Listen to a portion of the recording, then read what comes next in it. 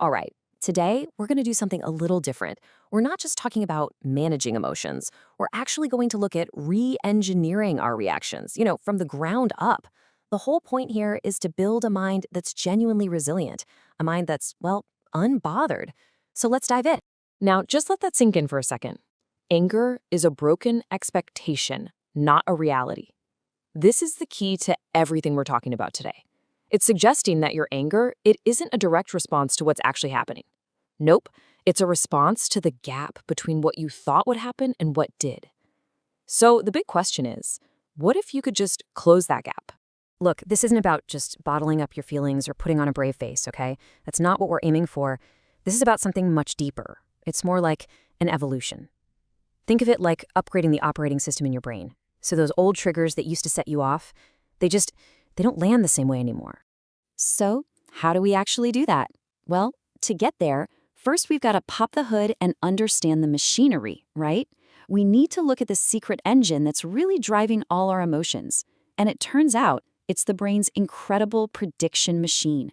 Okay, so check this out. According to this idea, predictive processing theory, your brain isn't just a passive sponge soaking up the world. Not at all. It's actually a guess machine. It's constantly, and I mean constantly, creating a guess of what reality is about to be, and then it just uses your senses to check if that guess was right. It's wild. And this whole thing runs on a super simple constant loop. It's just 3 steps. Step 1, your brain predicts. It makes a guess, like, okay, the car in front of me is definitely going to signal before it turns. Step 2, your senses report back. Your eyes see what's actually happening. Whoa, nope, that car just turned. No signal.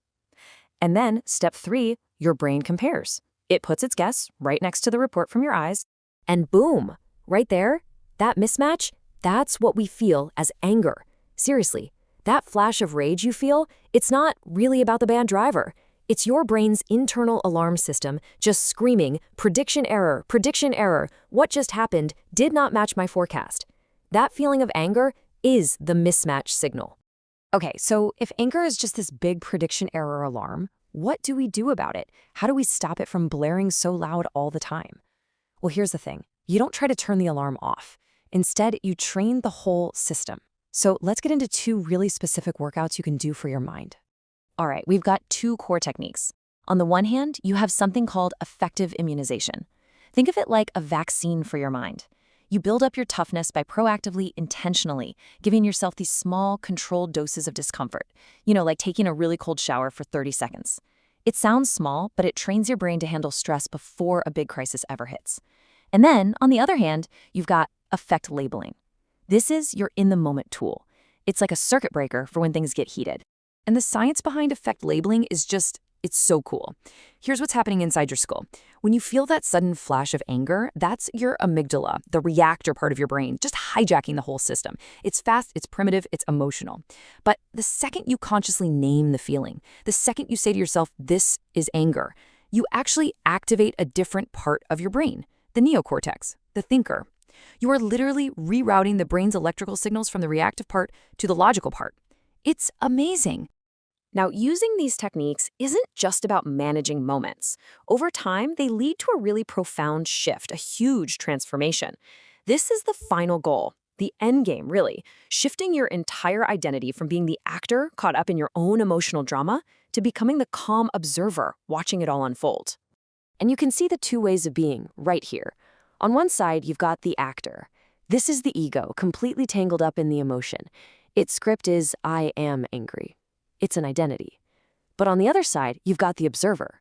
This is your awareness. It's not in the play, it's watching it. Its script is, I notice a feeling of anger arising. See the difference? The feeling is there, but it's not who you are. So, let's bring this all together. What's the big takeaway here?